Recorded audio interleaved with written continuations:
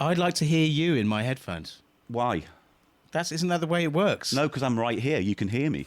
I'm ready to go, Paul. Are we good to go? I'm ready to go. I'm on his side. He should be able to hear you. I'm already taking sides. Okay, well Why then. can't you did it last night when we had... I don't know.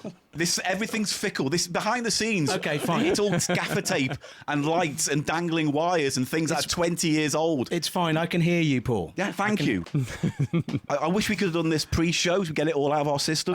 I already did start saying to you. I'm not going to get into this. Right, okay, let's just get into this. It's very hot here in northwest London. That's the other thing. Super hot. It is. We're not a country built for this heat. It is. What is it right now? 32 degrees 32, Celsius. Yeah. which Jesus. sucks for us. That's So awful. we'll be doing this a lot. All right. And in lieu of World Cup soccer rules, we might be taking hydration breaks too. No worries. But anyway, we thought we'd crack off with... Crack off?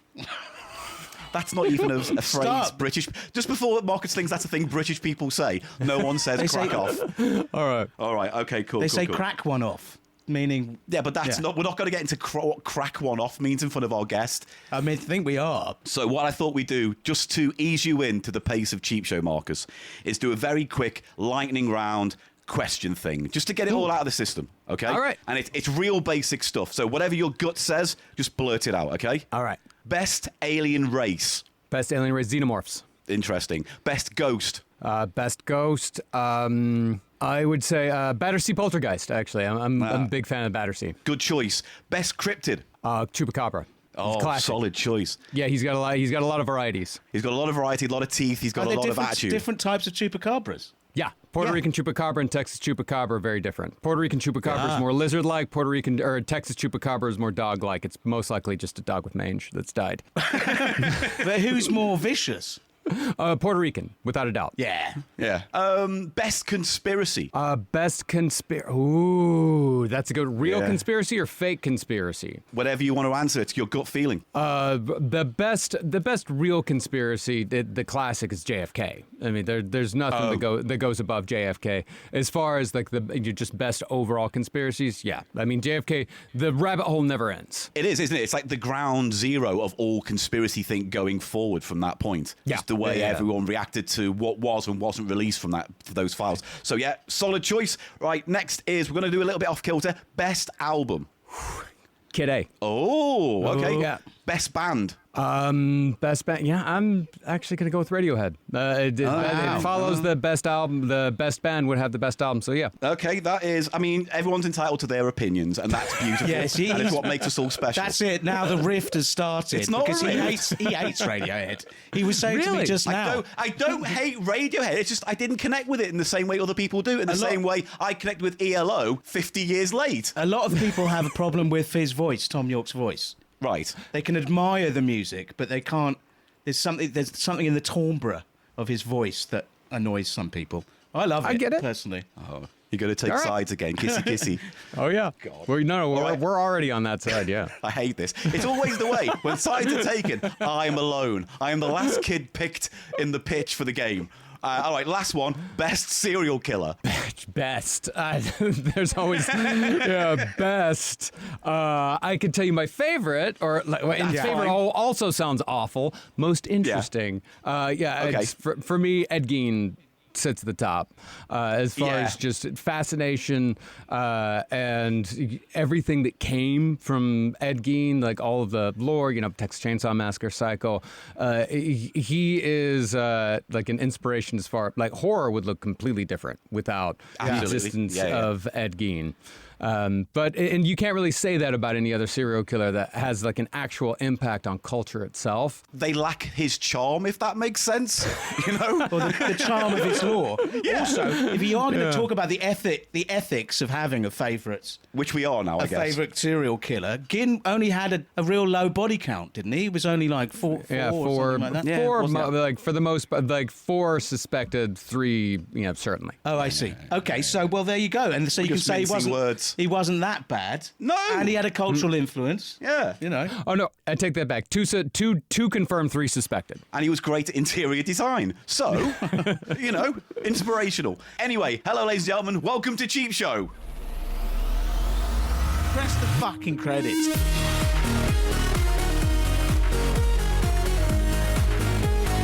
Opera Paul Gannon, Eli Silverman. Welcome to the Cheap Show. Sources and words and phrases. Two things I'm responsible for. Chodney Borov. I hate you, your fucking usual posse. Cheap Show tonight.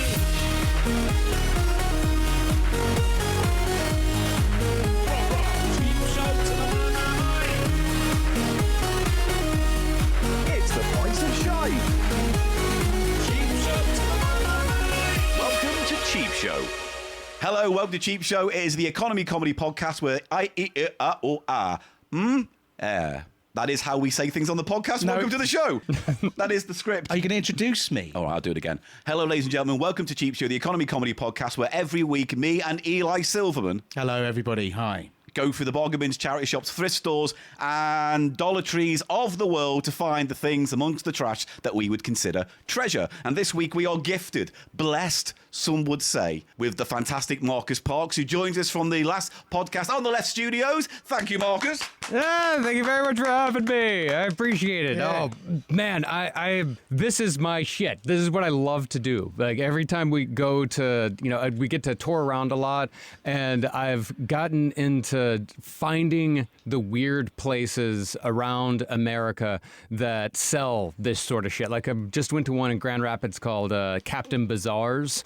Oh, yes. I've heard of that. Yeah, it had an incredible amount of stuff. This guy, Tim ran the place, and I found just all different types of media, all types of different like weird little things. In Akron, there's the bomb shelter that's incredible really? What's that? as well. Oh my God, the bomb shelter is probably the best of these stores that I've ever been to. They have a gigantic unexploded bomb outside as their sort of sign. It's this massive kind of antique mall, but they have everything. Like their records that they had there were incredible. Like just the prices, what I actually found there. I was finding Kate Bush, Brian Eno. I was finding jazz stuff, everything. But I also found these really stupid looking Christmas decorations there with this like big googly-eyed Santa Claus. It's about this tall. It's about maybe a foot tall. And it looks like mutant Santa Claus. This mutant Santa Claus now sits out front. Yeah, it sits out in front of our house every Christmas now. A slightly more demonic kind of elf on the shelf, I guess. Yeah. Do you remember Snooper's Paradise in Brighton? If you ever come back to the UK, it's a famous one in Brighton, and you go to Brighton, there's a place called Snooper's Paradise, which is the equivalent of like rummaging through someone's attic. It's got that vibe to it. It's less a shop and more of a place you're invited into to buy classic things, basically. And do you remember you used to have to take a ticket? You used to have they used to have an old ticket machine, and you'd pay like an entrance fee to the market, because it's full of market traders inside the one shop who are all selling their different things, and it could be fashion, it could be like old Viewmasters, it could be old albums or annuals. It's if you ever get the chance to go, it's up there. But as a record a digger myself and DJ, record bore. I have to say, yes, America is. It just has so many records were produced there that it has things like, even things that are like quite common, like let's say a Little Richard single or something like that, which you can get, but getting them as clean as you find them in thrift stores in the States, like immaculate ones. Of those. That's what the real joy of going to the States to. Because you used to love go. He pops over to Florida to see family, and we've been back and forth to LA recently because we've got friends and people out there who we've worked with and things. And so when we were last there, we were traveling the thrift stores to put together a show, because for some reason Tim Heidecker said yes, he would do our podcast while we were out there way back when. And so the panic set in, and we wanted to make it good. But what we realised is just how expensive. We were in a charity shop in it was a Goodwill in Santa Monica. It was just off 3rd Street. Everything, even the worst, most dilapidated smash scratch albums were going for like $10. It was crazy. Terrible. Rookie mistake in America. You never go to a thrift store in a rich town ever. Never ever. It is a waste of like Los Angeles, Seattle, New York, all of those places are useless. What you want is you go to Detroit, you go to Akron, you go to Cleveland. Like, those are the places where you're going to find, like, Austin, like, whatever. Yeah. But if you go to Dallas, then you're more likely to find really, really, really cool shit. It's like you have to find a city where there's enough of a population of people that are into cool shit, but it's not so expensive that those people have been priced out. And the stores that are able to sell this stuff, they're not priced out either. Yeah. So that's why I love going to places like Detroit. It was totally ravished, and like people had stolen a load of shit. Oh no, from it looked like Day of the Dead. It was great. it was all total trash. It was like a bunch of broken clock radios. I had to dump all these things for the episode on the table and go, here's this shit that costs $30. I'm sorry, it's all we could get. And it's funny that it's almost the opposite in Britain. When you go to posh parts of London, because of the sort of type of people that live there, they donate locally, and you get like the sort of most interesting stuff, the best stuff in those areas. And for not much money. Well, the problem, what happens here, like, especially in LA, is the people there are all these vintage stores that are fantastic and really great, but they pick over all of those places and they find all the great shit. And there's some pretty, like, there's a place in my neighborhood called Avalon that I adore. I love this place. It's so fucking cool. The owner always has like great stuff. He always has like a lot of like men's magazines, which is one of the things that I like to collect. Vintage porn. Yeah, I mean, that's porn. a very blunt way of putting it. Rhythm pamphlets is men's the phrase magazines, I believe was called. Please. Yeah. But you can find some amazing things in those. Like, we were just doing a series on Anton LaVey. And I had gone to this place in Pittsburgh that is called like Edie's Entertainment, that's incredible for media, just every kind of media, that like magazines, books, DVDs, records, everything. But I just found this massive collection of, like, it's called Rogue Magazine. Nice. And I think they had a British imprint as well. But I was looking through this and I found an article that was about black masses and all the stuff that Anton LaVey ended up doing with the Church of Satan. But it was written 4 or 5 years before the founding of the Church of Satan. And it was written... And it was written by Anton LaVey's favorite author, who had written this book called Nightmare Alley. And so looking through, like, in finding, all these articles and finding this shit, like, I found a new wrinkle to Satanism. Nobody else, as far as I knew, had ever pinpointed, had ever seen this article. And it was the last article this writer had ever written. And it kind of changed the way that we thought about Anton LaVey and thought about the creation of Satanism. And it helped to, like, bolster our case. This shit is just sort of made up as it's gone along and taken from a lot of different places. So you can find some amazing things in there. Yeah, but that's where you tend to find those missing parts of history, is in the pages of magazines like that, or budget pulpy books. Well, there was a thing. I mean, that's something that we've lost with digital media is the porn mags, the gentlemen's magazines.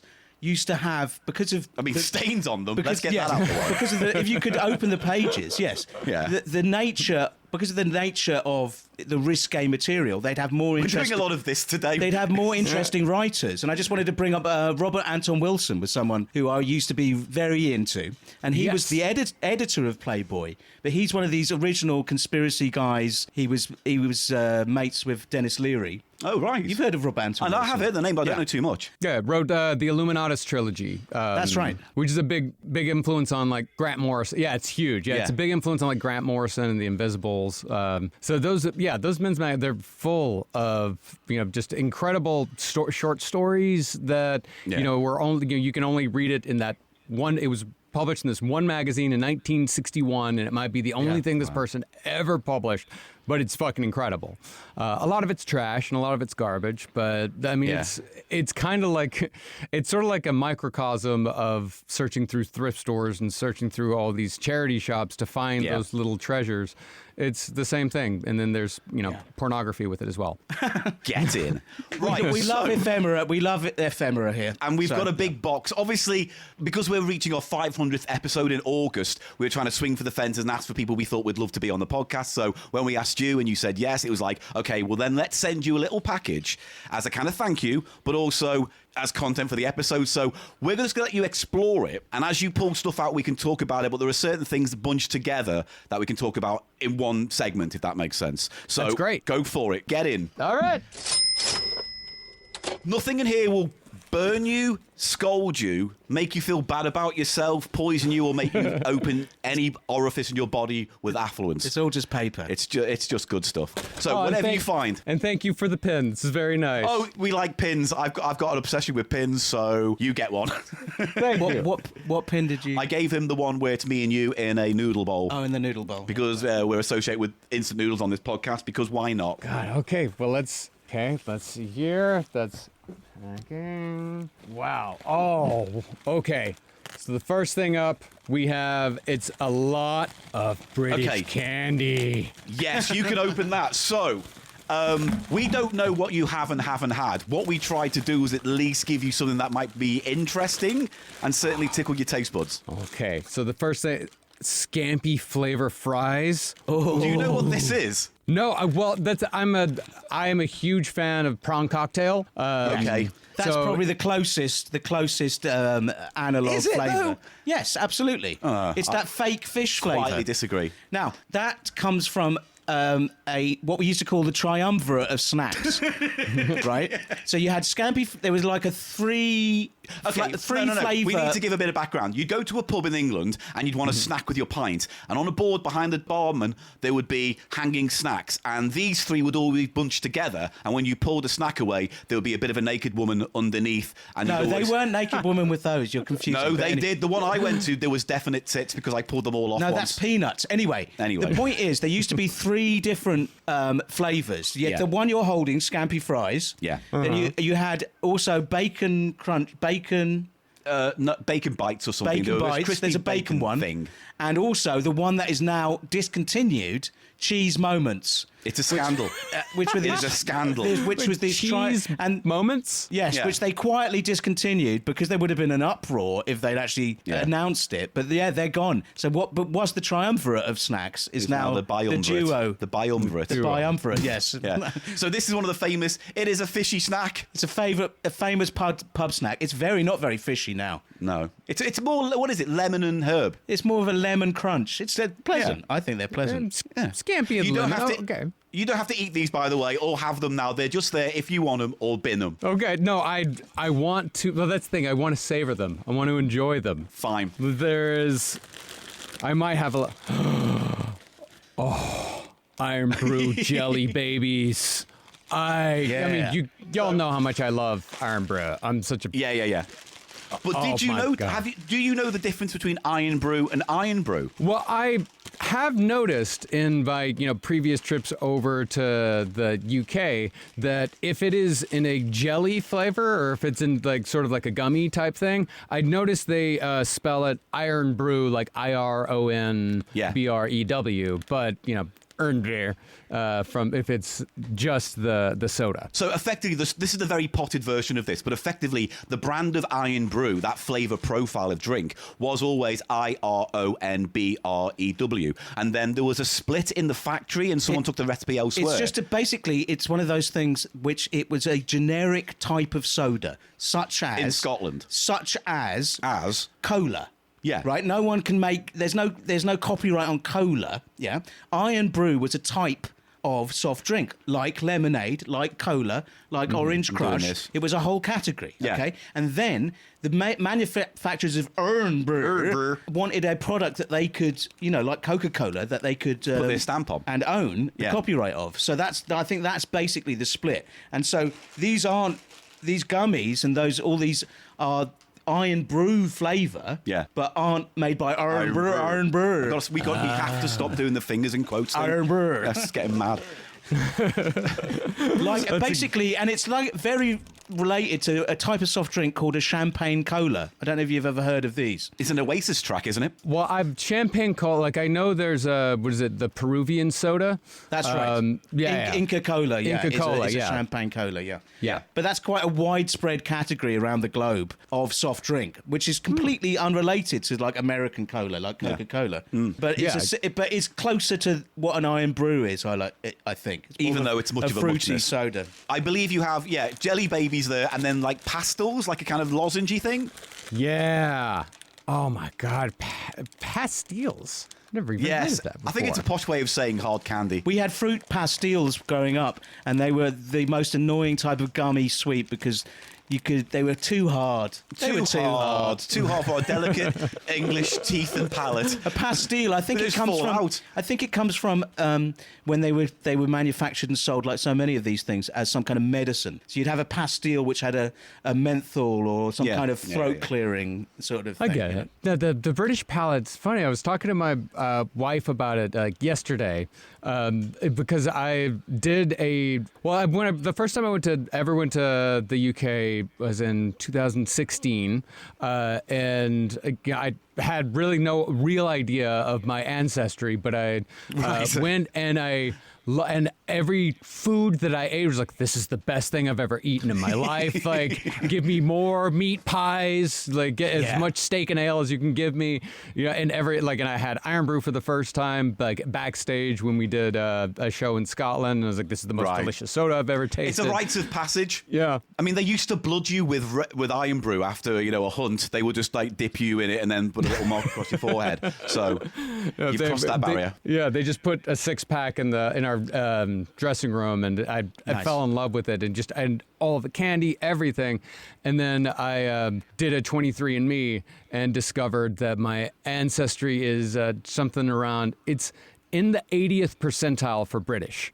Wow. I don't know if I should feel sorry for you or proud for you. Either way, it's hard to judge at this moment politically in time. That's about 100% more British than me. Is it? Yeah. How British are you? Not at all. Well, where's your accent from?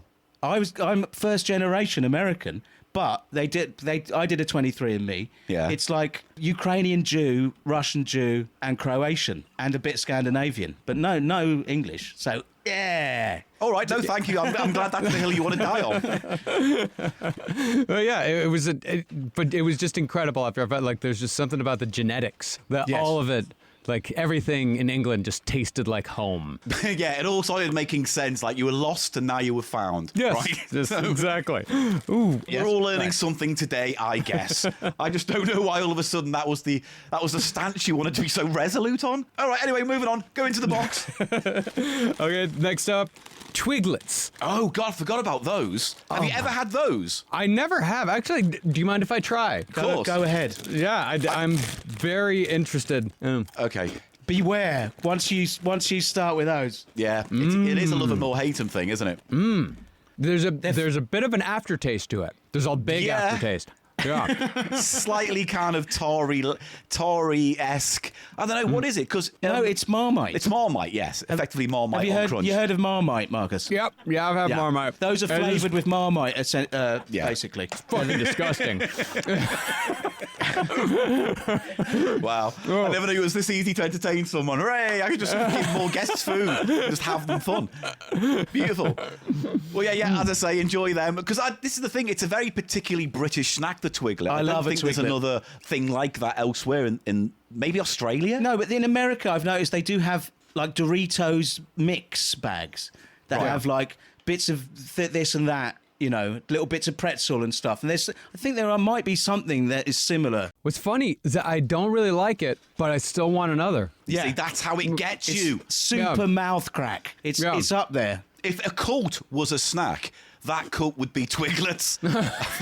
In fact, I'm sure they've used a cult sort of cult aesthetics to to market them. Well, because in the UK they market Marmite in that love it or hate it. So some adverts are like, I love them, and then some adverts, oh, they eat them and they're violently ill, and then that's the kind of advert gimmick. So you draw your lines, and I think they are a snack that you feel compelled to eat rather than want to eat. Yeah. I'd like to see a special edition Twiglet in chocolate. A twoglet. A twog. I don't know. That's one word, isn't it? A twoglet. I wouldn't go for twoglet. A twoglet. That's a troubling sounding It word. doesn't sound like only if you live in Middle Earth. Hello. Don't you call me a twoglet? Yes. That's not your word. The twoglet horde is coming. Oh, how dare you, sir? You can't generalise us this way. Hark. Do you want to say that? Hark, a twoglet. That's your bloody word, isn't it? For any fantasy impro. Hark. God, you annoy And me. tally-ho. Both of those work perfectly well. Right, what else is in the box? Go on. Oh, you got me the prawn cocktail. Light and melty Skips flavored. Oh, Skips. Yeah. Because I've only ever had the Smith's prawn cocktail.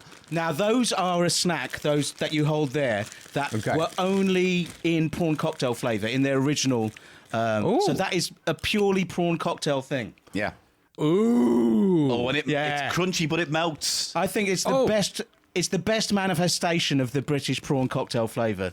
It delivers the biggest. You're making prawn big cocktail. No, it statements this does. week. I It's love Skips. I've huge told you this statements. before. I love them. I know a you love skip. them. Yeah. No, Skips are great. I'm just not a fat prawn cocktail guy.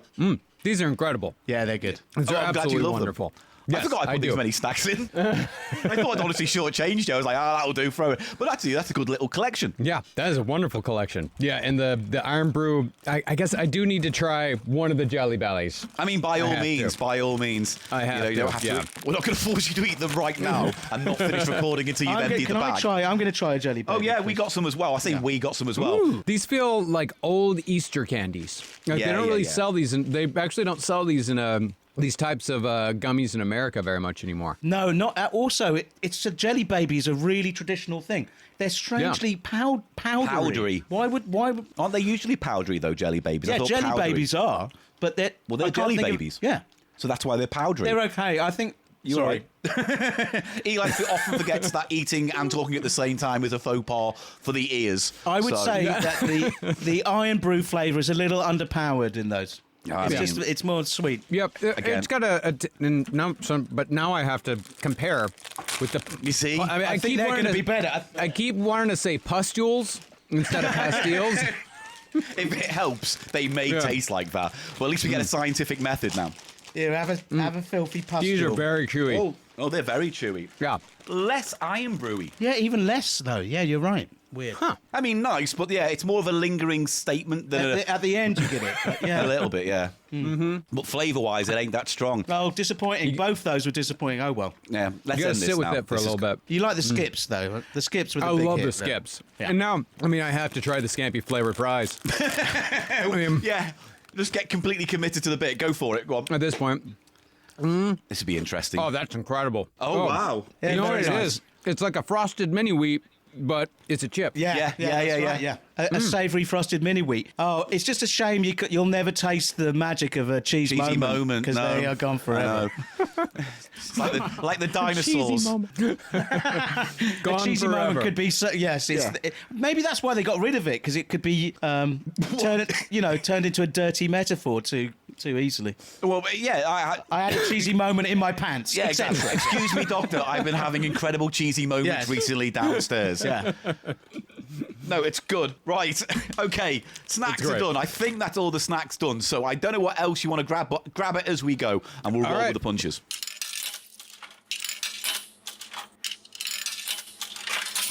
All right, here is a large. Oh, okay.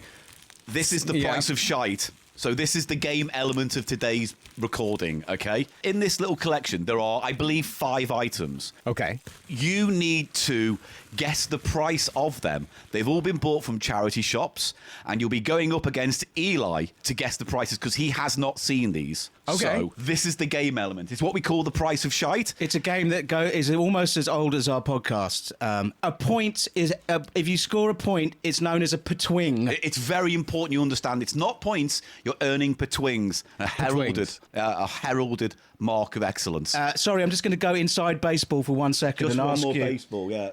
Are we playing the normal rules for scoring? I think to keep it simple, we should play the normal rules because I don't want to explain the Quid's Gambit to him. Okay. We don't have much time, and I'd rather not waste explaining there's no micro There's no rules Quid's Gambit to this then. fucking bullshit Okay, game. just to be clear, there's no Quid's Gambit. No Quid's Gambit. Marcus, we're going with traditional Price of Shite rules here.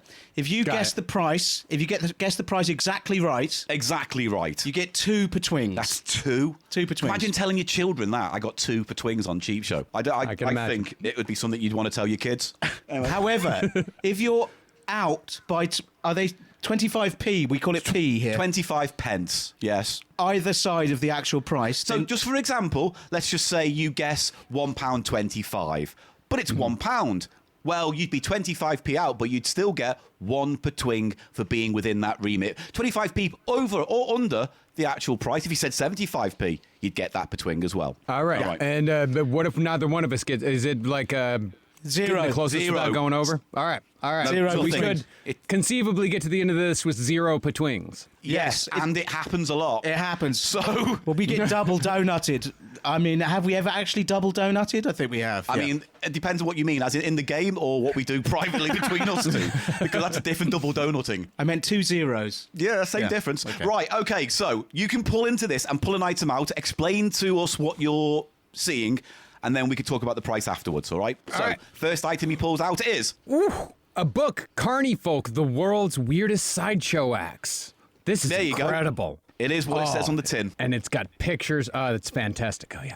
Otis Jordan. Yeah, this is incredible. It's got all the heavy hitters in that, basically, right? But also, it is written with some tact, because a lot of these books wouldn't be necessarily, you know? Oh, It's yeah. all like point and laugh almost. But this one is like, no, here's the background, here's why, here's what they did, here's what it led to, here's what it meant. There's a lot more context to it than just look at these weird people. Very much so. But I have been fascinated with this segment of society ever since reading. Well, it has it definitely has a name that isn't quite respectful. The Big Book of Freaks. Yeah. It was one of those factoid books that came out many years ago. But I bought that when I was a kid, and they actually did treat the many of the subjects with a lot of respect and kindness. Wonderful I stuff.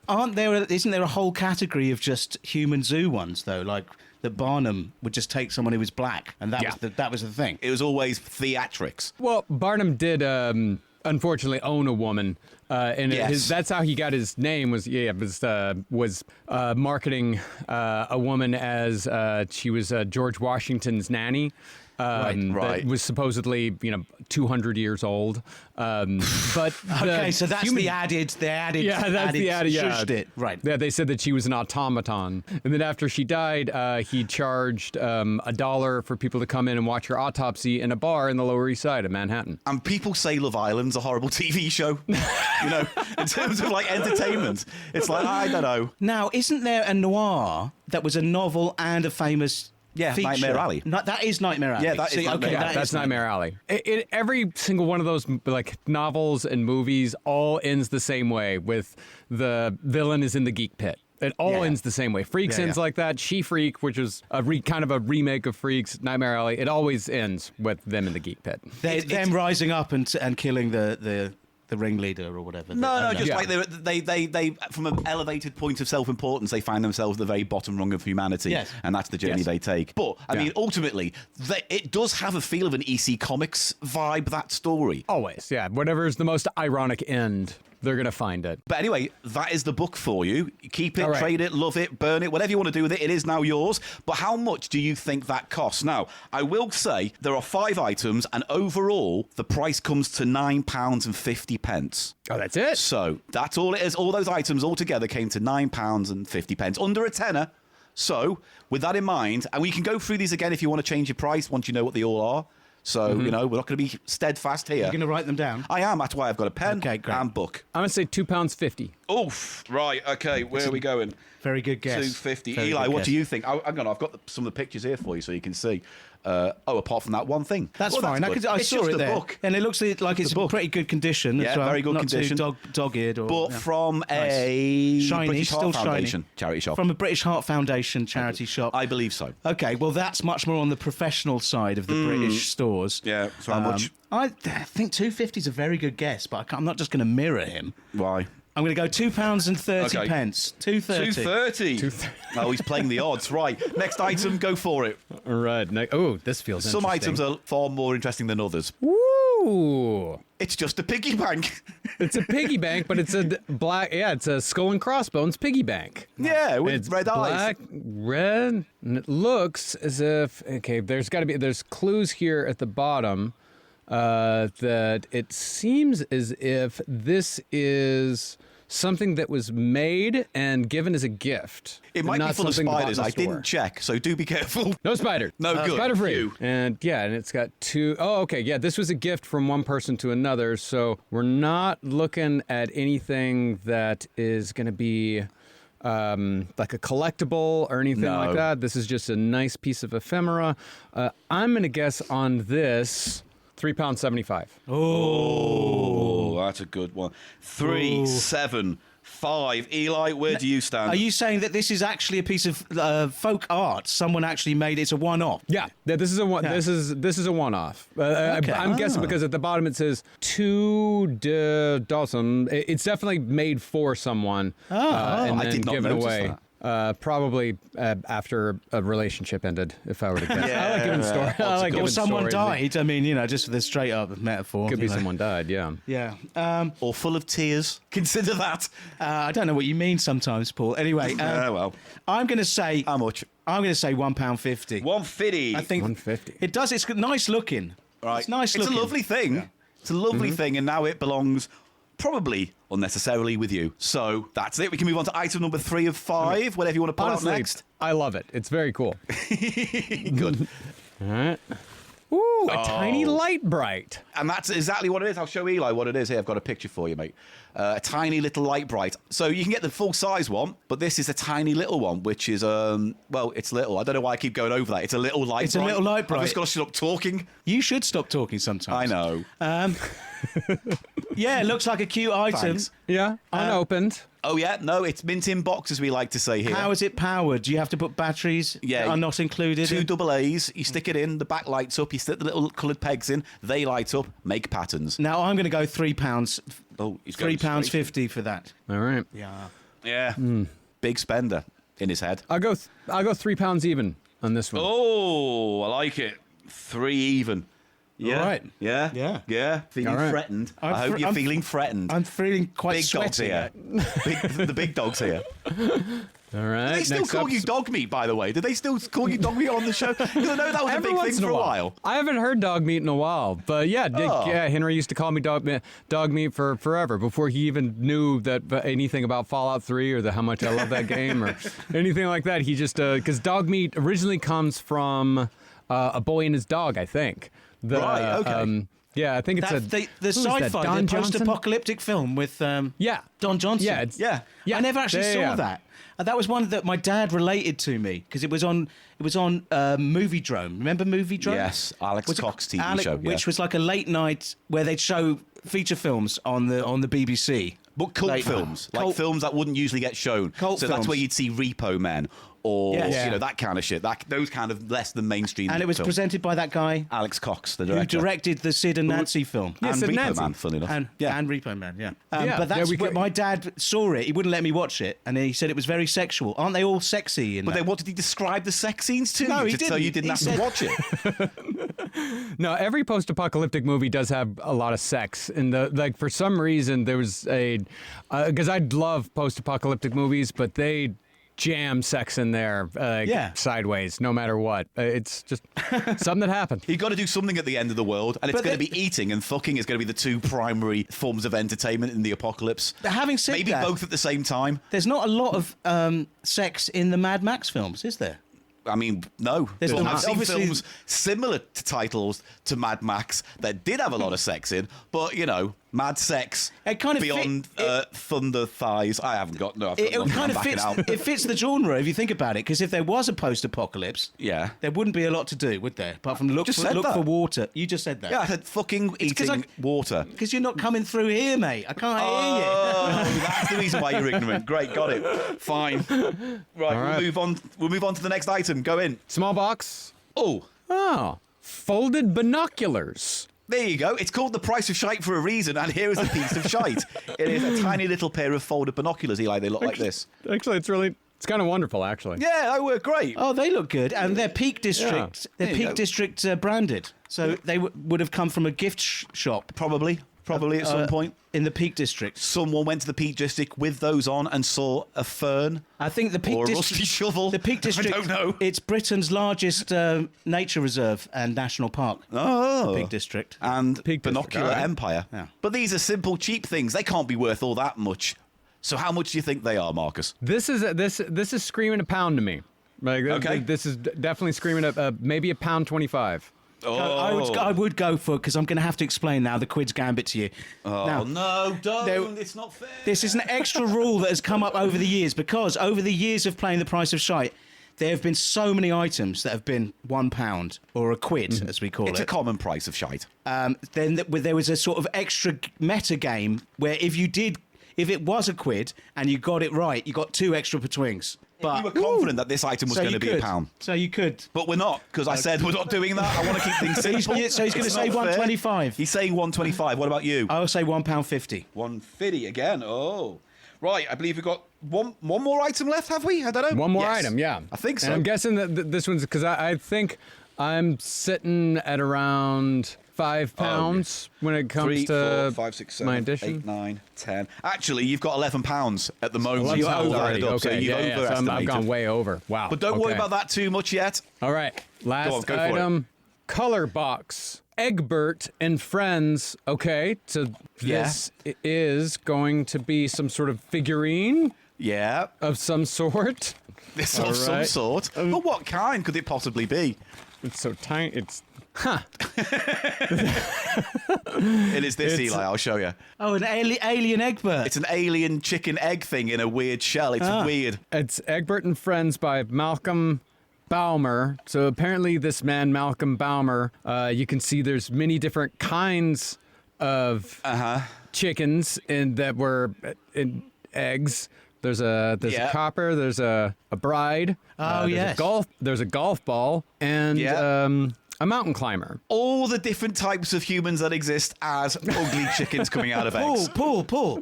The bodybuilder one's called Exertion. It's a good- Exertion. It's a good gag, that. I prefer the one with the tools that says Black and Pecker. I think, if nothing else, the pun work is fantastic here. Chicasso. The thing is, I look at these and go, who is fucking buying this shit for their family? What about is that a wrestler WW egg, as in World Wrestling Egg? Worldwide egg. All right, so it's from 99 because Baumer apparently signed every one of them personally. Everyone. Copyright, Baumer. He's obviously very 1999. proud of this Egbert collection. And by the way, I did some research on this guy. He doesn't want anything else other than this Egbert range. I mean, if And you then have just an idea disappears off like the world. that, if you have an idea like that, why think of anything else ever again? Yeah, why? You don't need to have another thought in your life ever again after Egbert. Yeah. Okay, this thing, I love it. It's really nice, actually. It's very pleasant to look at and hold, honestly. It's very satisfying weight to it. You know, it is what it is. I'm going to go, however, for this Egbert and Friends, I'm going to go £2.25. Oh, okay. 225, Eli. What about you? 175. 175. Oh, it's thrilling. I think that's all of it. Also, I like the fact that the little pamphlet comes with member benefits, like you're going to join the Egbert and Friends gang. That it always had these and you type get of things. a special piece. And what I want best is the quarterly magazine, Egbert's World. What the fuck is going into that magazine every 3 months? I don't understand. Are you getting cartoons, recipes? Well, that actually was. It started as Egbert's World, but also it had to. You know, when they merged these magazines. Yeah. So that actually it used to be Egbert's Quarterly and Egbert After Dark. Do you want me to interrupt you and stop this? No, that was good. That worked. Okay, no, that did it? worked as a bit. Did it? Yes, it did. Fine. This reminds me, the members thing, because they used to do that with all sorts of toys and collectibles, didn't they? You could join a club. And it reminds me, I went to see a screening of Hammer Horror's Dracula AD 72. Oh, it's a great one. Yeah. Yes. And did you know they had because that film was Hammer Horror trying to jump on the Satanism fad. that was in horror at the time, right? And is loosely based on the Highgate Vampire story. Love that story. But there was a little short film that they'd show before screenings of Dracula 72, which was like a members thing. Come and join the Satan's Club. Really? Something. Yes. In the UK? Yeah. It was a little short film, like to get people, like get the teenagers to join the Satan Club or whatever. No, you had to say the oath. It was like a blood oath you repeated after him. On screen? Yeah, he was like a Dracula kind of guy, got out and went, join Satan's Club or something. And then Fine. I saw it. He had to, the guy who was doing the screening of the film, he had to actually recreate it. So he recreated it with puppets. Because it's hard to get hold of the original footage. Yeah, short film. Anyway, there you go. Just thought I'd mention that. It's incredible. Right, so all the prices are now in. Now, do you want a review? Should we go through the items in order and then review the price? Well, okay, yeah. So we're going to run down the prices we've done so far. This is your opportunity to change them. Okay, so the first thing, we're not going to go by the order we did it in because I've just written it down as they are here. So the skull, Marcus said $375, Eli said $150. Are you happy with those prices? I'm happy. Yeah, are you locking them in? I'm going to take it down to 3 even. 3 even. Right. The binoculars, Eli, you said $150. Marcus said $125. Are you happy with those prices? I'm happy. Yeah. I'm going to take it down to an even pound because I know I'm over That's here. what you said first. That's what you said first. I have to take everything down a bit. Just as an aside, Eli, really hope he beats you. I just really, really hope he beats you and beats you good. Okay. Like, in a way that makes you feel bad about even taking part in this tonight. Like in a way that shames you. I can leave now, Paul. I mean, I can just go. I mean, we could have had this discussion 11 years ago. Right, next one. Egbert. Marcus said $225. Eli said $175. Are you happy with those prices, guys? I am. Yeah, I'm actually going to stick with that. I read a little bit of the Egbert pamphlet that came from. This is so fucking British. Like, why do you always there's the people from all walks of life have been charmed by Egbert's cheeky humor and slightly why do you always have to tell me it's funny? You always have to tell me like, hey, just so you know, you're supposed to laugh at this. It's cheeky. Yeah. Like, it's what we call chummy copy, right? When we see things that like milk or the basics, and it's like, here's a cheeky bit of milk to cheer up your day, funsters, and you think it's just fucking milk. It's a real thing with British food products. Fucking that chummy they put copy. All sorts of awful. Trying to chummy be funny. Chummy copy. Yeah. Right. The light bright. Marcus said $350. Eli said £3. Are you locking those in? Yeah. Yeah. I think that's a. Yeah. I'm taking it down to $250. Oh, he's going down to $250. And then finally, the Carney book. Eli said $230. Marcus said $250. So I'm sticking there with my price there. I'm going to take it down to 2. Oh, 2 on the nose. Right. Here's where I offer up for twins. Here we go. Okay. And I've got the receipts here as well, the little sticky receipts It's to prove okay. We that it's believe real. you. All right, just so Although you know. we shouldn't because he cheats all the I time. absolutely cheat most weeks. So none of this matters. None of this matters. It's great. So no one needs to go home angry, although I'd like you to go home angry. Right. The skull. Marcus said 3. Eli said 150. The price was £2. Oh. £2. So no betwings there at all. Sorry, moving on. The binoculars. Marcus £1, Eli £1.50. The binoculars were £1.50. Eli gets 2 betwings there, which is very disappointing to hear to me, but it is what it is. This is how the cookie crumbles. It's just experience. Egbert, $225 says Marcus, $175 says Eli. Egbert cost $250. So a betwing for Marcus is first. Yeah. He's off the board. He's got a betwing. No double donuts today, at least. I've got to stop headbutting this microphone. Right. The light bright. Marcus said $350. Eli said $250. The light bright was £3 on the nose. Nobody. So no one. You both wide of the mark there. Finally going down to the book. Marcus said $250. Eli said £2. The book was 50p. It was the cheapest thing of all. Wow. Because people don't like books in this country anymore, so we're burning them or giving them away. All right. But hey, I'm just happy that I got one. I'm happy I got on the board. You will be surprised how many people who have played this who haven't even had that. And the fact is, you did 50%. He did 50% better than you, which is still good odds, I think. I don't know. No, it's 100%. You're doing an RFK Junior now. It's 100%. It's double. So the whole If I thing say it again, confidently enough, he's you really shan't bad at question it. maths. He's really bad. It's not maths and bad, it's numbers. That's the difference. It's fantastic. Right, next, what else in the box? Let's get All in right. this. Ooh, Oh, go on. records. Some records for you. Now, open it up, see what's in there. Tell me which one you want to get started with. Yeah, there's quite a broad selection there, really. Oh, yeah. Oh my. Okay, so it's Orville, Keith Harris, and Orville doing White Christmas and What I Wish for Christmas. It's got a horrible bird. Yeah, a tiny that's bird. Orville. Can I guess before I hear what the singing's gonna sound like? I was literally going to ask you Yeah. what you think that bird sounds like. I'm dreaming of a white Christmas. Something like that. Similar, but can I just say, what you're about to hear is far more traumatic than that. This bird haunts our collective childhood hauntology. It's close to being like a Slender Man-y kind of thing in the UK at this point. Your impression was too close to Donald, Yeah. Yeah, but definitely in the register. in the register. Alright. Yeah. I've always loved this special time of year, when all my friends and neighbors gather near. A row of cards from those that I hold dear. That's what I wish for Christmas. Perhaps you'll even let me stay up late. And something else that really would be great. A lovely tree that we could decorate. That's what I wish for Christmas. It's always Okay. That's enough. Yeah, I That's wasn't- enough. I That's wa- enough. okay, You've heard it all. I That's wasn't all that you far need. off. Yeah. No. It's fucking god awful.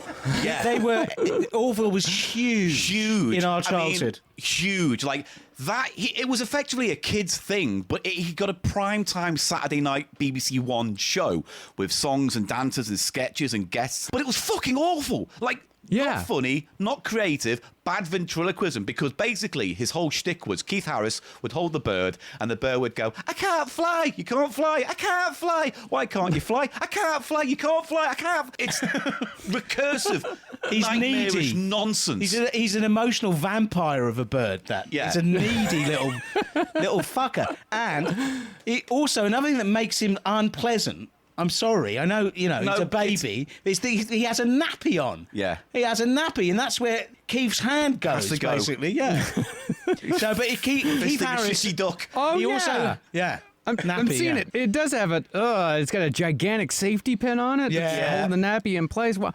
So is Orville specifically a Christmas-themed bird? No. Or no. The this is problem is, in the UK, there was a habit, a curse of like entertainers trying to release novelty hits. And unfortunately, Orville had a huge hit around about Christmas. With his song, I Wish I Could Fly. Which is him going, I wish I could fly right up to the sky, but I can't. You can. I can. You can. And that's the fucking song. And British people took it to their chests and their hearts and made it number one, I think, or at least it top 10. Well, I can also say y'all are fucking suckers for Christmas. Yes. Like, even more than we are. Like, man, y'all love a Christmas special. The Christmas number one in the UK, for at least until recently, has been a big deal. Like, if you made the number one in Christmas in the UK, that was it. You were cemented in your legacy as a pop artist. Yeah, going all the way back to like Slade, right? Oh, yeah. And the interesting thing about that track was it was originally a B-side. It wasn't meant to be an A, but it got played by the radio stations, as is the way things used to go back then. And that's how it got its notoriety and then became a huge fucking hit and has paid for their houses ever since, I'd imagine. It's actually quite good, the way he does the sort of John Lennon style thing there. It's Who are quite you talking to? Who are you talking about?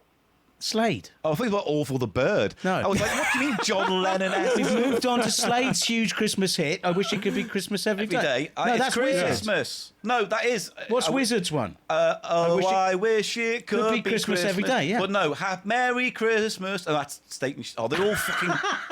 On the the music podcast that I do, No Dogs in Space, we're working on New York Dolls right now, and Oh, really? Of course, they're big glam band, and we were getting into the British glam scene because they tried breaking the New York Dolls in like 72 or 73, just as like glam was starting to come up. And I did fall into this rabbit hole of like, why did so many fucking glam bands do Christmas songs? But I guess it was just it just happened to be like if you were a British artist, you took a stab at getting that Christmas hit. I guess everyone tried it. And it was very commercial. It was very corporate and manufactured. The whole of the glam scene in Britain. Yeah. There was one or two producers who were behind songwriters who were behind so many of these individual acts. You know, like they did with sort of pop music later on. You had these Svengali figures, and they just put out a group. Yeah, in that style that kind of commercialization. Music, that's when that really started to kick in. Yeah, with that era, the most famous glamour is my friend and yours, Gary Glitter, though, isn't he? That's a whole different discussion we haven't got time for right now. Yeah, I'm sure because you've got a three-part series about that coming up in a few years. Well, I mean, we did just a few months ago do our Jimmy Savile series. Yes, I heard it, Marcus. I have to say, it was brilliant. Yeah, absolutely brilliant. Genuinely brilliant. Thank you. That means a lot. I was shocked, and I heard like facts that I'd never even. Just the way you put it all together. Can was I just brilliant. use this moment as a perfect segue to ask you to look at the thing? There's a single in there called Clunk Click, if that rings a bell for you right now. Oh, fuck me. God damn it. You can't escape. We've lived with this beast for our whole lives, right? This hangs over our country. And I like to throw it back every now and then across the pond. Does. So, Jesus fucking Christ, here it is. It's the next one up. Clunk Click by Abbey Road featuring John S. Wood. Now, all you need to know about this is, effectively, this doesn't exist. Because, yes, it was released. Yes, there's an album and there's a guy called John S. Wood. However, John S. Wood doesn't exist, was a pseudonym for whatever person they got in to sing this. It is raised for charity to, obviously, support the Clunk Click thing. But if you listen to it, what do you think the song's going to sound like before you even hear it? Clunk Click, Abbey Road featuring St. John's Wood, 1973. I'm guessing. Well, I know I'm familiar with Jimmy Savile's other works, like Jingle Jangle Jewelry, like Jingle Jangle Jewelry. It's very abrasive, extremely. Most of his music is very abrasive. You've heard but this Ahab the Arab. Yeah, Ahab the Arab was another one. I'm guessing if it's called Abbey Road, we're probably looking at mid-period Beatles, like kind of a. I'm guessing it's going to be closer to Sgt. Pepper than it is to Abbey Road. Find out.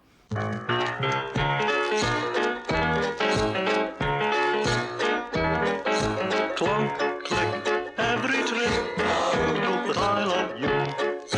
Clunk, click, every trip, that's what I'll do. Clunk it every morning, click it every night. And when I've finished clunking and clicking, I know it'll be alright. That's why I clunk, click, every trip, to prove that I love you. My alarm goes off at 7. I climb down from my bunk, brush my teeth, comb my hair, and then it's time to clunk. Oh yes, I'll clunk, click, every trip, to prove that I love you. Clunk, click, every trip, that's what I'll do.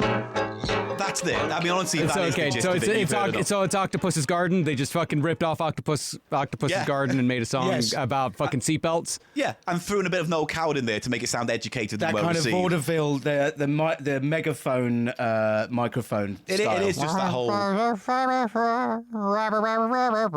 No, but I've got my theory about why he's called John S. Wood, because Abbey Road Studios is in St. John's Wood. Yes. Yeah. So I think that's a play on that. So it's the neighbourhood. Yeah. But what was interesting is that this isn't the only Clunk Click track. There is another one that I sent you that isn't a vinyl but is an MP3 that I sent called Clunk Click The Buxton Boys 1973. If you want to have a little quick listen to that. Sure.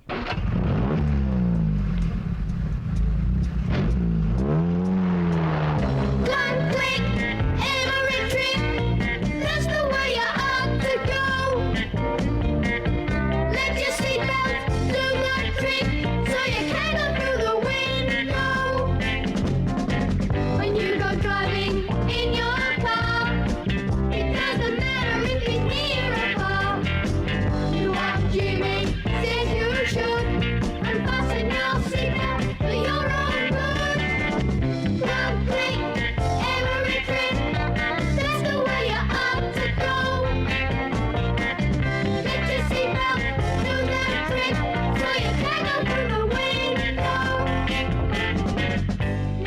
Actually, I like this. This is pretty good. Yeah. It's a little bit Sesame Street, isn't it? Yeah, it is a little bit Sesame Street. Yeah, I can groove to that a little bit. All right. Now- Yeah, that's actually that one's better. I like that. Yeah. The problem is this. I did a bit of research on this Buxton's track, and once again, it's another bunch of no one's really been given any proper credit apart from the producer It's a here. studio So we don't know thing. who sang it. However, it was meant to be part of the clunk click exercise about seatbelts in cars. Yes, we know all this. However, this particular track's different because when I looked at the label for it to see, who had made this came up on it, which really threw me. So it says clunk click. All artist royalties from this record to be donated to the Stoke Mandeville Hospital Caravan Fund. Right? Caravan God. And The there is Caravan no Fund. Caravan Fund. There was never, based on all the research I could do. That's him. No, that's Jimmy. That's Yes, Savile. because he had him. his caravan outside. So it was money raising him to what? Keep his caravan outside the hospital? Yeah, that's exactly what it was. Yeah. And then, just to put the triumvirate of Jimmy Savile out there and move on, right? There's one audio clip I want you to listen to. It's called Clunk Click with Maximilian and Jimmy Savile. And what you're about to listen to now is an advert from the 70s with Jimmy Savile. And he interviews a guy who did not wear his seatbelt and had a severe accident. And I want you to listen to this. We'll listen to the whole thing because it's only about a minute tops. And just listen to the choice of words Jimmy Savile uses to speak to a man in a wheelchair and go, yes, you are divorced from reality. So go and listen to that clip. Clunk, click. What does it mean? Yeah. Clunk the car door, click the seatbelt, do it every time you get in your car. It can save you a lot of pain and misery. But you don't have to take my word for it. Take the word of someone who found out the hard way. Well, Maximilian, old fruit, you will not be in any discotheques for a little while, will you? No. What is it that brings you into a chair this way? Well, my girlfriend was giving me a lift home one night. We'd only gone about 200 yards down the road when we had this accident, and I broke my neck. You broke your neck? Yes. And not wearing a seatbelt at the time? No. Now, you broke your neck. What does that add up to physically? Means I've lost the use of my hands, and my legs are paralysed. So, ladies and gentlemen, it's clunk, click every trip. Clunk the car door, click the seatbelt, and if only everybody would do that every trip, even though it's only a couple of 100 yards, then it would save 15,000 of you being killed or seriously injured every year. So it's clunk, click every trip. Clunk, click every trip. It is so weird to hear him speak to someone in a wheelchair and say, you're not going to any discotheques anytime soon. He has literally zero empathy in his No voice. empathy. There is zero. I'm pretty sure None. Jimmy Savile tuned out of that guy's plight the minute he said his hands didn't course, work. yeah. Just because he goes, well, you can't help me out then. Yeah, it's just Jimmy Savile. It's so incredible how much he was able to get away with that. Like we were talking about what do you call it, chummy copy? Yeah. Like that was his entire fucking gig. Yeah. Was that sort of like, I'm irreverent, I can go in and I can say these horrible things, but everyone's fine with it. Everyone's cool with it because there's no way he can actually be that horrible in real life. Exactly. But goddamn, he was. But that goes on to this very day. Some of the stuff in your series about Prince Charles has never never filtered to us, and that is still being covered up by the media here. This is what I was going to say. For sure. Because when you tackle Jimmy Savile, it's interesting to hear it from an American perspective. Because from a UK perspective, it was almost like the joke was out in the open because he was so weird that he couldn't possibly be that weird, if that makes sense. It was always like... It was always like we always saw him as a joke. I know like he was popular and famous and had power and pull and all these kind of things. But ultimately, I think most of this country saw him as a joke and an ineffectual joke. And maybe that's the trick he pulled off. It is that. But it's also the network. It's the network with the police, high-level police. It's like big-time conspiracy. But it's just funny hearing an American perspective on this because we lived with a version of Jimmy Savile that was successful but pathetic. Like we both looked up and down to him. Yes. And then when he had his burial, it was like almost like the Queen's fucking funeral, where like people were like, "Oh my god!" But then it was a matter of months before they fucking smashed his fucking gravestone up. Well, when you have like literally countless incidences, I mean, it's going to become it's just an incredible I still think the most story. shocking thing, and I think that sums him up, and I think, again, you said this at the end of your series, was that when they found him dead and he had his fingers crossed, it's like, you know exactly what that says about him and his legacy. So He was betting on it. Yeah. Like he was completely betting on it. It's like, oh, Gap, I hope I can just say I'm sorry at the end and they'll let me through. It's fucking, Well, it's crazy because I'd never heard of him until I actually was with a woman and like lived with her and everything from Bradford. Right. For, we were together for years. And she would tell me all about Jimmy Savile. And it was just insane that there was this character that nobody in America knew about. No. Like nobody in America knew who the fuck Jimmy Savile, unless maybe if you were, just a massive Anglophile, you might know who Jimmy Savile is. But, he was never known here at all. No. And in any capacity. probably for the best. In fact, it's sad that more people know him now because of this than anything else. Like, that's the legacy. And that's just, again, we can't get into this because obviously we've got lots of the to do, and New York Times is like, but like, we just look at our whole U-Tree, Operation U-Tree thing that happened in this in the UK, where they were pulling out presenters and DJs and TV stars left, right, and centre. Stuart Hall is another completely vile human being who and you ran mentioned in similar lanes to You Jimmy mentioned Savile. Rolf Harris. And Harris. Rolf Harris, you mentioned he was the Timey kangaroo down the sport. Fred West. I think you said the Fred West of Australia. The fact was, he was a huge star in Britain. He moved over here in the early '60s, so he was here, and he had was doing it Christmas here. specials, and I have a good friend of mine who went and met him and recalls to this day this look that Rolf Harris gave him, this kind of dead-eyed psychopathic look, like the mask dropped. Because, again, he was a guy who second. worked with kids a lot, but then proclaimed to not really like kids and only did it for the educational. He used to present cartoons. I love cartoons. Time. It's the only time I got to see cartoons. Tom and Jerry and the like. Yeah. So, anyway, that's Britain. Right, we've got one more record in there, and then I think we're close to wrapping up. Right. So let's have a look at that last record. Right. This is a really quick one we can get through. Last record, Coast to Coast, Let's Jump the Broomstick, and Roller Coaster Rock. I got this for two reasons. One, it's called Coast to Coast, and I thought, how cute, there's a band that has the same name as the radio station and the show, and all that sort of stuff. And also, the song's called Let's Jump the Broomstick. What do you think the music style is like before you listen to it then? Well, I know Let's Jump in the Broomstick was an old tradition amongst enslaved people in America. And when they would get married, they would jump over a broomstick. Oh, I never knew that. Yeah. Ah. So I would imagine this is British though. It is. It's a British band. That's the thing. It's a British band, and it's Polydor from 1981 with the plastic molded label, right? Yes. Yeah. That's That's always a sign of that terrible quality that they did that. Oh, really? Yeah. Yeah. Waste. Think of the waste of plastic. You have to make a sort of mold for the actual label as well. Oh, yeah, true, yeah. Okay. And it's produced by a man named Harold Carter, written by a man named Robbins. The other side that's written, Roller Coaster Rock is written by a dynamite team called Dappin and Snoot. Yeah, Dappin and Snoot. Do you know them? No. Oh, I was going to say. I do know Because it Coast to sounds like Coast. solicitors. Though. I played when I DJ'd the other night. I played a Coast to Coast record, a disco mix. Oh, really? Yes. All right, well, then let's let Marcus listen to a little bit of this then. This is right. Coast to Coast.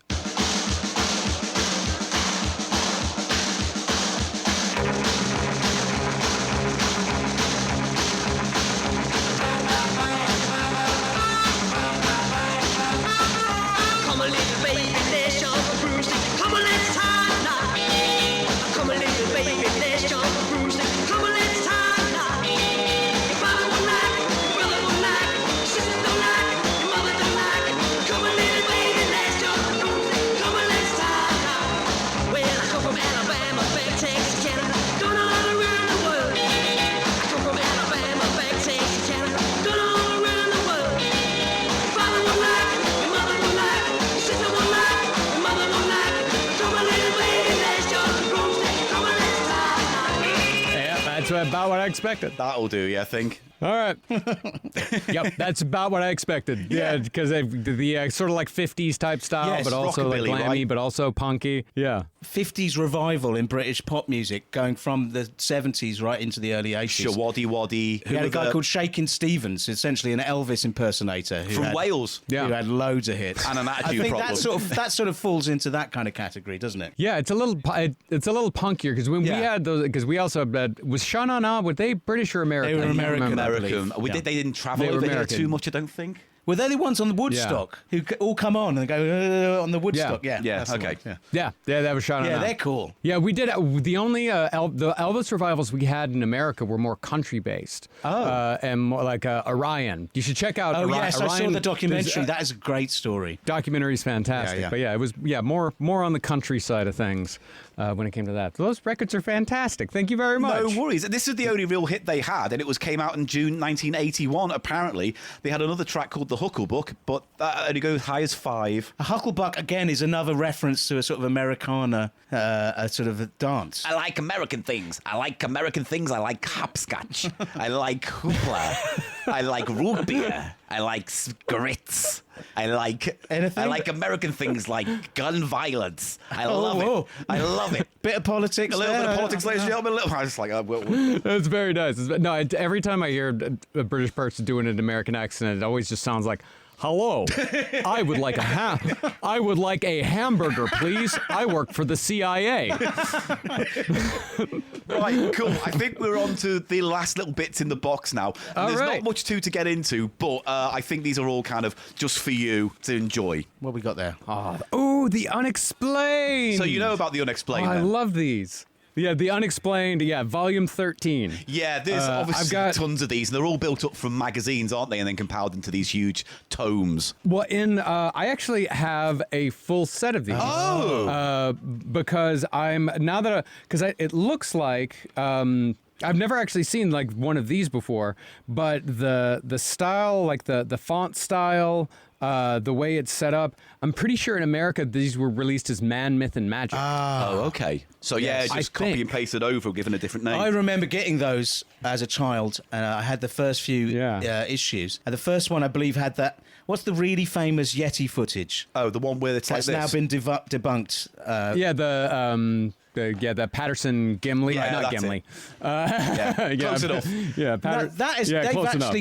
they've all come out and said we faked it now, haven't they? With that one, I don't know. Yeah, I believe so. I got rid of my cryptid newsletter a long time ago because it all got really political. So I don't know what the movers and shakers are. I was thinking when you said favourite cryptid, are the Men in Black? Do they count as a cryptid? Debatable. Debatable? Yeah, I would agree.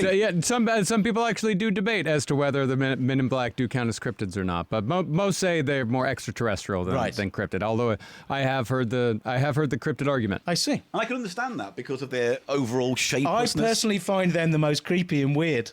Yeah. I like those Men in Black stories. They're really weird. Like, give me brain. The Albert Bender stories. Yeah. So much fun. It's so psychedelic and weird. Yeah. Well, there was a story in there that I wish we had time to get into, but the reason why I gave you this book and sent you it is because, you know, when you look at the landscape of the paranormal and the supernatural, and it's something that I spent 5 years as a professional ghost hunter, and it led to a really strange part and time of my life. So I've been fascinated with it, but my love of it all comes from these kind of books, right? You think you know the lay of the land, but then there's always, why have I never heard that story before? Why is it like if I look up that story, it's not online, but it is in a book like this? You know, there's like a great story in there, and I can't remember the guy exactly, but it's a guy called Adamski, a Scottish guy. There is an author called Adamski as well who researched UFOs, but this is like, I think Victor. There was also a pop act, Adamski. Zygmunt. And Seal. Zygmunt Jan Adamski. 56. This happened in 1980 June. Basically, what happened was he went missing, and then 5 days later turned up on the top of a trash heap with his wallet, his shirt, and his shoes missing, but still his jacket and his trousers. He had weird marks on his body, and even though he'd been missing for 5 days, he only had 1 day's worth of hair growth. And so he did. Is that a scientific measure? Yeah, it's a new story. I mean, what I'm saying is, they still couldn't figure out how this guy died and got to the top of this heap because it didn't look like he climbed up it. He was dead as well. So he was just on it. Whether he was dropped on it, we don't know. But then that led to the story of maybe he was abducted by aliens and then they dropped him there after kicking him out the UFO. So in 1956? Yeah, so that's in there. No, I've got it open right now. Oh, okay. Because you'd marked that. Yeah. And it also follows it up in another chapter a little bit later on where it does a little bit more of the kind of TV background stuff. It's incredible. It sort of reminds me of the Elisa Lam story.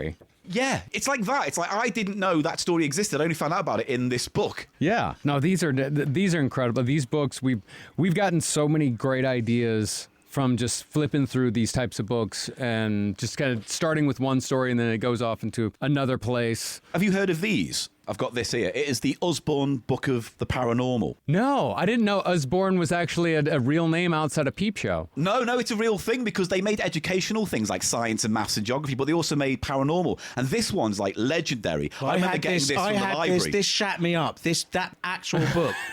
Yeah, it's got all the classics in. You know, it's got the Hawley Manor, is that? Borley Manor. Borley Manor, yeah. Oh, I love Borley. That was such a good story. And then the village with the most ghosts in the world, That's the most haunted village of all time. Which we visited recently for a podcast. We went to the nearby Screaming Woods to investigate the Screaming Woods for a bit. Nothing happened. A bunch of yokels threatened us. I mean, and also there were no shops. Screaming Woods? Yeah, they're called the Screaming Wood, Daring Woods, or the Screaming Woods. Yeah, Plugley. Apparently the most haunted village in the whole of the world, apparently. They did have a very strange acoustic in the woods. Yeah. The interesting thing about this is not just the stories, but it was the artwork that grabbed us. It is like, oh, look, I remember seeing that vivid one-eyed wolf fucking thing or whatever. And so it's incredible. Marcus, you've got to get hold of a copy of these. I mean, if you haven't seen or them. This one. The Usborne. This is the Usborne Guide to the Supernatural World. Because they had ghosts, they had a UFO one, and they had like what was the vampires, third? myths, creatures. Yeah. And this is a compendium of all those ones made into one book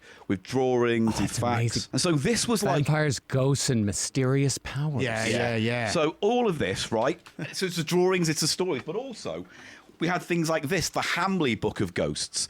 And like this is packed with stories I've never heard anywhere else, but apparently with all the rage in the late 70s. And one of my favourite things in this, if I can find it, is Harry Price. There's a little chapter about Harry Price in this. I just need to find if I can find him. Is Harry Price one of the ghost investigators? He's like in the UK, certainly, he is the prominent OG ghost hunter. But he's not the Warrens. Yeah. The Warrens were someone else, right? Yeah, Warrens are American. Yeah, the Warrens were probably the most successful con artists in the paranormal world.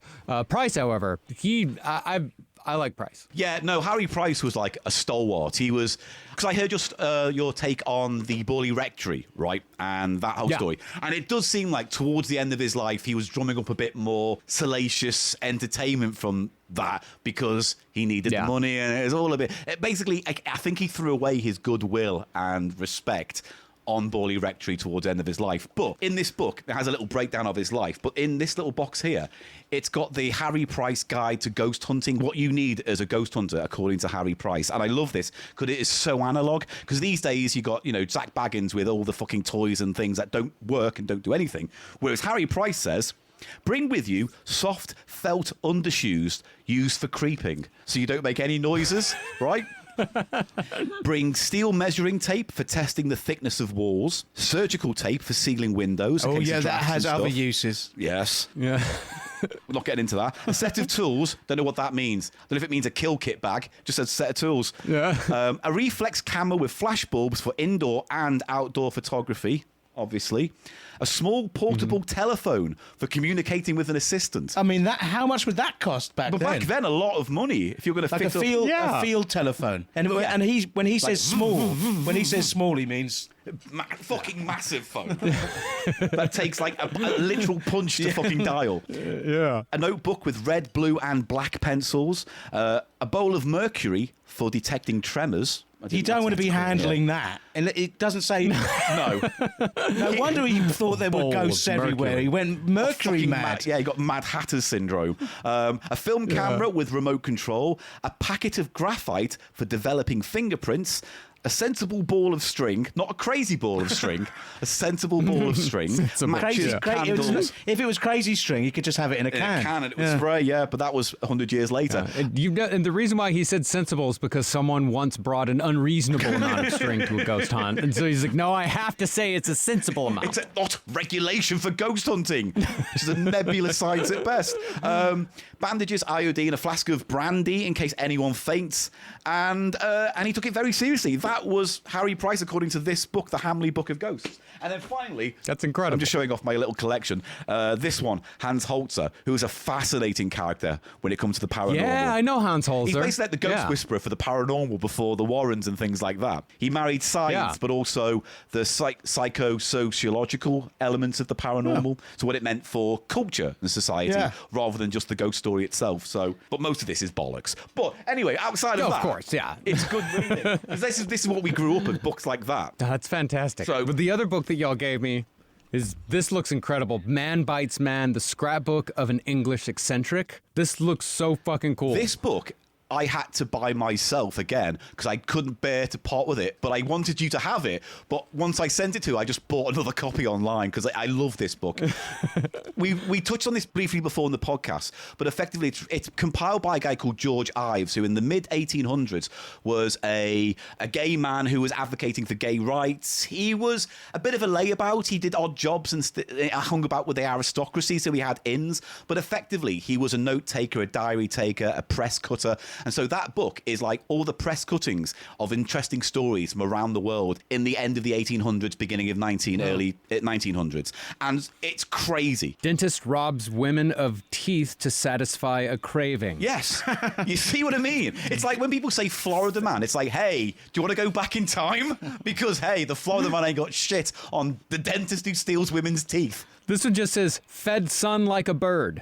That's it. I can picture that. Does that mean like they chewed it and then spat it he's into in their a massive mouth? cage and he gets little That's seeds. exactly what it is. Yeah. A mother's devotion to her 17-year-old son who had never spoken since birth and for whom she masticated food so that she could feed him like a bird I see. was described at Hull's coroner's court It's yesterday. all sex stuff, basically. It's all It's sex not stuff. all. Oh, the inquest was on John William Bibby. His name was Johnny Bibby. It's always the quiet ones, isn't it? Who could hate a Bibby? Always. Little bird boy Bibby. Yeah, actually. Little Bibby bird boy. Bird boy Bibby. That's how he was known from forevermore in London at that point.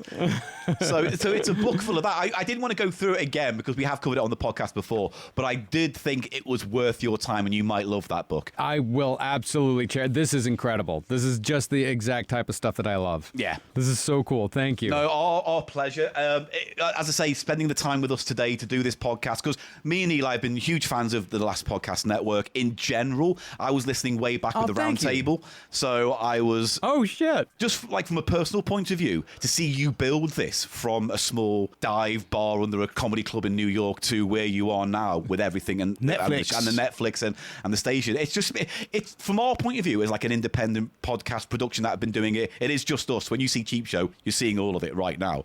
And we've been going for 11 years and 500 episodes and crazy shit over the last 10 years. And part of it is because of the example you set with this network, without trying to sound too daft about it. Hey, no, thank you so much. I really appreciate that. And honestly, like it was, we were popular, like Roundtable and Last Podcast. Everything got popular in England first. Oh, really? Yeah. We had our biggest early fans that were like really into everything that we did.